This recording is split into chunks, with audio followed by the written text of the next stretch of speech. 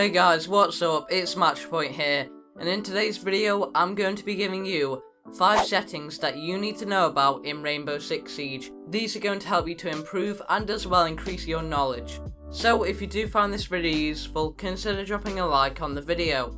And if there are any topics that you would like me to cover, if you are struggling with them, make sure to comment them down below so I know you're interested. And if you do have any questions about the video, feel free to ask me them when I am live on Twitch on Mondays, Wednesdays and Fridays. There will be a link below.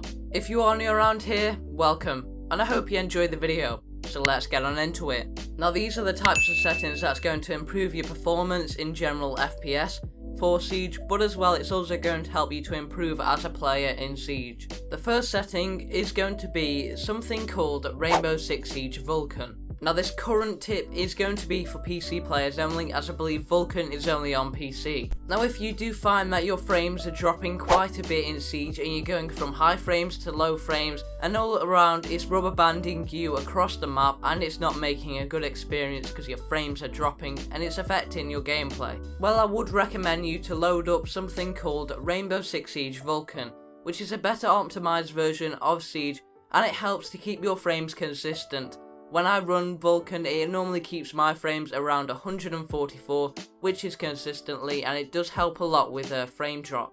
I only need to use this when I'm streaming in case there are any frame drops, and it keeps the game running nice and smooth when I've got a heavy load on my PC. If you do find that your PC can't keep up with the game and your frames are dropping every now and then, give Vulkan a try. The worst thing that you can do is load it up and it doesn't work, but at least you now know.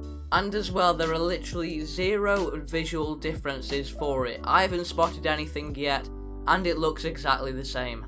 Next up, which is going to be for every platform, and most of the tips from now on are going to be, is going to be drone after prep phase. This is where it will spawn your drone after the preparation phase by your spawn point. This is going to be very useful as you can continue droning after that prep phase has finished, and it's not going to take you out of your drone like it normally would. Therefore, if a defender is hot on your drone, you're able to get away and your drone is no longer stationary because you haven't been taken off it. And as well, you can do that extra bit of droning that you needed to get done if you do. You can use it to clear out that room that you needed to do for your teammates, and as well, it's just a really useful and convenient feature. The next setting that I would recommend you to turn on is going to be advanced droning. Now what this does mean is when you go to throw your drone out, you're not going to be instantly hopping on your drone.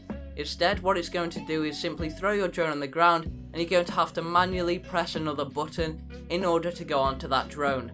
You can use this to bait defenders thinking that you've got onto your drone and therefore they will run out on you trying to catch you off guard, but instead you are sat there waiting for them. As well, it's really useful in case you or your teammates get into trouble whilst you pull that drone out, and because you don't automatically lock onto it, that drone, so you're able to go and help them. The next setting that I'm going to recommend you to turn on is going to be the night mode sound. This is going to be an audio setting and it does enhance the enemy's footsteps so you can hear them louder, and it will dampen the miscellaneous surrounding noises.